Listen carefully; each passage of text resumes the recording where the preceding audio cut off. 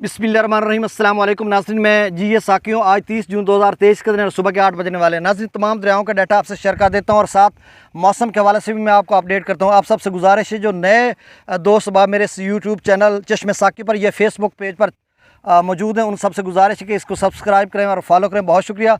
अब मैं सबसे पहले मौसम की बात कर लेता हूँ। तो नाज़रीन, FFD की जानिब से जो वीकली एडवाइजरी रिपोर्ट जारी होती है, जिसमें उन्होंने कहा कि 29 जून से 5 जुलाई तक तमाम दरियाओं के कैचमेंट एरियाज़ में शदीद किस्म की बारिश होगी, जिससे आउटफ्लो इनफ्लो डैम्स में ज़्यादा होगा, तो हो सकता है आउटफ्लो भी ज़्यादा करना पड़े।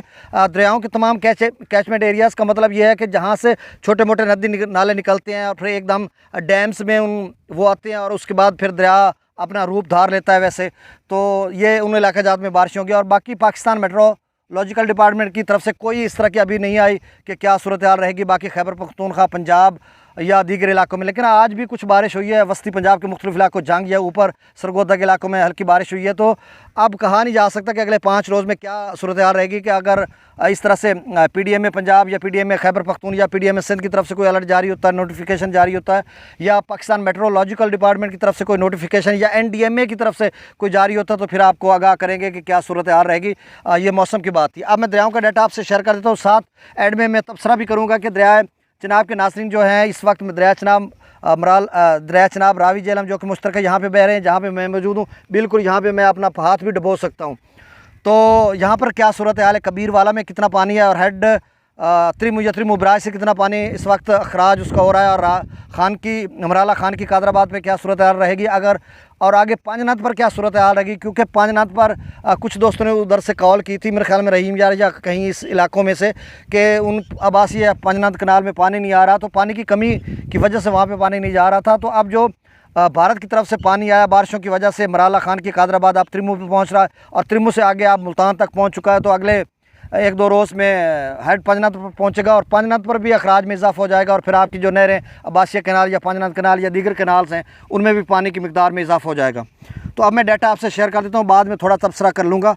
देखें, हाँ, डैम्स लेवल की मैं बात कर लूँ। डैम्स लेवल 11 बजे के करीब आता है, लेकिन कल का जो डैम लेवल है त्रिबेला का, वो 1498.23 फीट है, और इसका जो मैक्सिमम लेवल है वो 1550 फीट है। तो नाज़रीन, अभी आप समझ लें कि अब तक वो 1502-3 फीट तक भर चुका होगा त्रिबेला डैम। तो रोज़ाना की बुनियाद पर 5 से 6 फीट तक उसमें इजाफा होता है। तो आप अंदाज़ा लगा लें, तो इस तरह से बाकी 50 फीट तक त्रिबेला डैम रह गया, जो अगले 10 दिनों में भर जाएगा। 10 जुलाई, अगर 10 जुलाई को ना भी भरा तो 15 जुलाई तक ये भर जाएगा। उसके बाद फिर 2 महीने होंगे, 15 जुलाई से 1 अगस्त, फिर 1 अगस्त से सितंबर तक, फिर 15 सितंबर तक। ये बारिशों का सीज़न हमेशा बहुत बड़े सैलाब जो आते हैं रहे हैं, वो अगस्त में आते रहे हैं, जब डैम्स भर जाते हैं। फिर जितनी ज़्यादा किस्म की बारिशें होती है, ग्लेशियर्स पिघलते हैं, जितना इनफ्लो होता है उतना आउटफ्लो निकालना पड़ता है, तो फिर फ्लड बनते हैं, सैलाब बनते हैं। तो बहरहाल ये डैम्स लेवल, और मंगला डैम का जो लेवल है वो इस वक्त कल का जो डैम लेवल 1174 फीट तक था, लेकिन अब उसमें भी इजाफा हो चुका होगा। उसका जो मैक्सिमम लेवल है वो 1242 फीट है। अभी मंगला डैम खासा रहता है। अब मैं दरियाओं का डाटा आपसे शेयर कर देता हूँ। दरियाए सतलुज की बात कर लेते हैं। तो सुलेमानकी पर 5438 क्यूसेक है और इस्लाम पर अखराज नहीं हो रहा। नाज़रीन, अभी एक उधर से छोटा सा टुकड़ा गिरा, तो अभी ये इसको महफूज है अल्हम्दुलिल्लाह। तो चले मैं जल्दी आप डाटा आपसे शेयर कर देता हूँ। दरिया रावी में जसर पर 5676 क्यूसेक है, शादरा पर 15353 क्यूसेक है, बल्लोकी पर 9985 क्यूसेक है, सदरई बराज पर 4627 क्यूसेक है। तो अब सदरई बराज का भी पानी इसमें शामिल हो गया है। और दरिया चनाब की बात करते हैं तो मराला पर 55,404 क्यूसेक है, खानकी पर 57,913 क्यूसेक है, कादराबाद पर 42,189 क्यूसेक है, त्रिमु बराज पर 45,551 क्यूसेक है, और पांजनाथ पर अखराज नहीं हो रहा। तो नाज़रीन, त्रिमु बराज पर रात को 12 बजे की जो रिपोर्ट आती है, तो उसमें भी 45,551 क्यूसेक था। तो अब 6 घंटे के बाद भी मतलब 6-8 घंटे के बाद 45,000 पर भी है, यानी स्टेबल है, बरकरार है। तो इसकी वजह क्या हो सकती है, या तो फिर उन्होंने स्टोर कर लिया। मेरा एक अंदाज़ा था कि 60-70 हज़ार क्यूसेक तक वहाँ से अखराज किया जा सकता है अगर स्टोर ना किया गया। तो अभी 45,000 है, तो इसमें कितना मज़ीद इजाफा हो सकता है, ये अब देखना होगा कि अगली जो 12 बजे की रिपोर्ट आएगी उसमें क्या सूरत हाल रहेगी। और इस वक्त जो हमारे यहाँ मतलब यहाँ पे चल रहा, तो रात 12 बजे उधर 45,000 क्यूसेक था, तो 45 इधर पहुँच चुका होगा, क्योंकि 8-10 घंटे में यहाँ पे पहुँच जाता है। 45 किलोमीटर मेरे से दूर है इस वक्त जहाँ पे मैं बैठा हूँ और त्रिमु बिराज, और यहाँ पे पानी पहुँच चुका होगा। और इसमें 4-5 हज़ार रावी का भी पानी है, तो आप समझ लें 50,000 पानी है, ये बह रहा है, और 2 नदी नाले और बह रहे हैं। तो अगर अगले जो मुल्तान के एरियाज़ के लोग हैं या मुजफ्फरगढ़ के, या आगे पंजना तक जितने लोग हैं वो परेशान हो गए कि पता नहीं कितना पानी आ रहा है ये वो।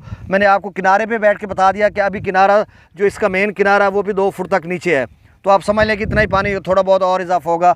अब खान की अमराला से लेकर पंजना तक आपको बड़े तरीके से समझा दिया, क्लियर हो गया। अब नेक्स्ट हम दरिया झेलम की बात कर लेते हैं। तो मुजफ्फराबाद पर जो इब्तदाई मकाम आते हैं वहाँ 25,990 क्यूसेक है, डोमेर पर 23,240 क्यूसेक है, चित्रकलास पर 67,160 क्यूसेक है, आज़ाद पत्तन पर 66,410 क्यूसेक है और कोटली पर 6,310 क्यूसेक है। तो ये इब्तदाई मकाम आते हैं जिनसे पानी मंगला डैम में दाखिल होता है। अब मंगला डैम से जो पानी का अखराज किया जा रहा है वो सिर्फ 10,000 क्यूसेक है। डैम्स लेवल में पहले उसका दोनों का बता चुका हूँ, मंगला डैम लेवल भी बता चुका हूँ और तरबेला डैम लेवल भी आपको बता चुका हूँ।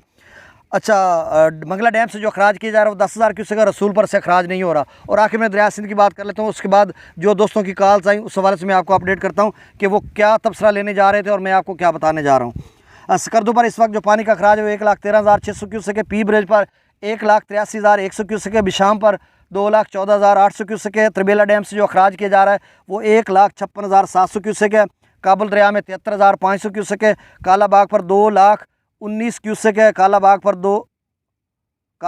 2,19 क्यूसेक है, चश्मा पर अब देखें ना, चश्मा और तौसा पर फिर से निचले दर्जे का सैलाब है, ये आप समझ लें क्योंकि FFD ने वहाँ पे मार्क कर दिया कि लो फ्लड है, निचले दर्जे का सैलाब है। तो जब चश्मा 2.5 लाख से ऊपर जाता है तो वो लो फ्लड कंसीडर उसको करते हैं, यानी निचले दर्जे का सैलाब। तो अब 2,51,432 क्यूसेक पर इस वक्त चश्मा बिराज है और इससे कबल 3,15,000 पे गया था, फिर नीचे चला गया, अब फिर से ऊपर हो रहा है। उसकी वजह यह है कि जो कालाबाग और चश्मा के इलाकों में जो नदी नाले बहते, जैसे दरिया सवां का पानी आता है या रावलपिंडी इस्लामाबाद का, इन इलाका जात का जो पानी होता है, नहला लई वगैरह का, वो सारा पानी बारिशें होती है तो उसका पानी चश्मा कालाबाग इन इलाकों में जाकर दरिया सिंध में गिरता है। और इसी तरह डेरा इस्माइल खां खैबर पख्तूनख्वा की तरफ से कोई नदी नाले हैं जहाँ पर बारिशें होती हैं, उनका पानी भी यहाँ पर होता है। तो इस वजह से यहाँ पर चश्मों पर एकदम से 30-35-40 हज़ार मज़ीद उसमें इजाफा हो जाता है।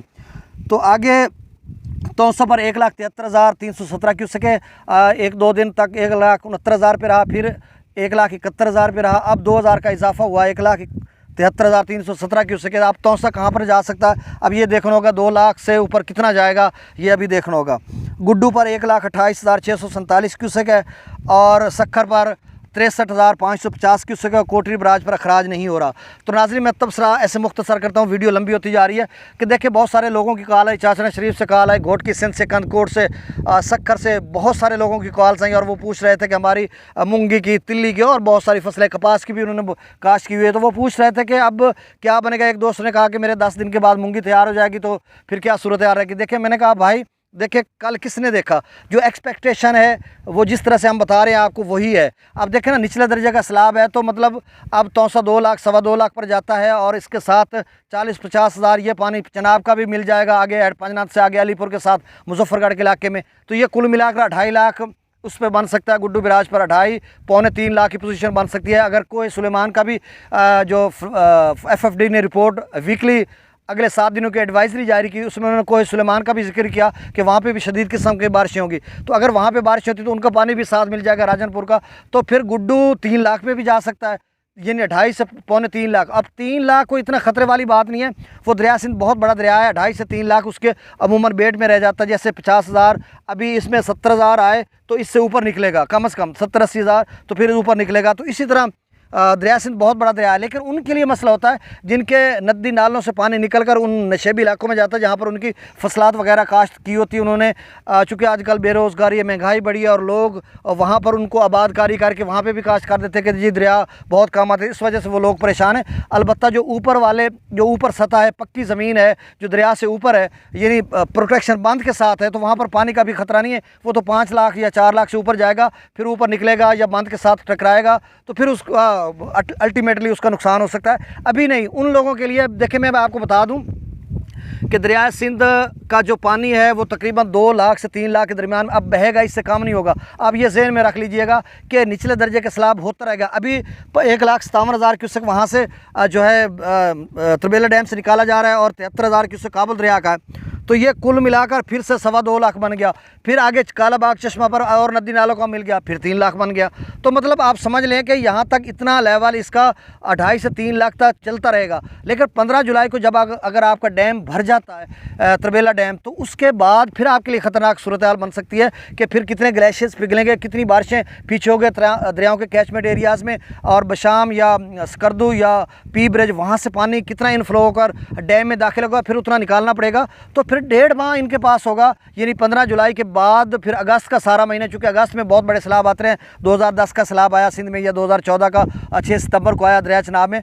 तो इस तरह की सूरत हाल है। अब मैंने पूरे तज्ज़िये के साथ आपको बता दिया, चूँकि मैं वीडियो में सिर्फ डाटा बताता हूँ, जो बाद में वीडियो दोपहर को बनाऊँगा या फिर शाम को, उसमें जस्ट आपको डाटा बताऊँगा। सुबह की वीडियो में ये होता है कि आपके पास अगर टाइम होता है तो थोड़ी वीडियो लंबी बन जाती है, पूरे तज्ज़िये के साथ आपको बता देता हूँ तो कॉल्स ना करनी पड़े।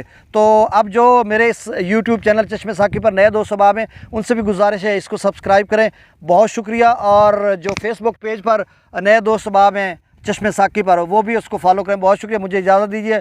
अल्लाह ताला आपको अपनी हिफ्ज़ मान में रखे, अल्लाह ताला हमें ज़मीनी और आसमानी जुमला अफ़ात से महफूज रखे। मुझे जी साकी को इजाज़त दीजिए, बहुत शुक्रिया, अल्लाह हाफ़िज़।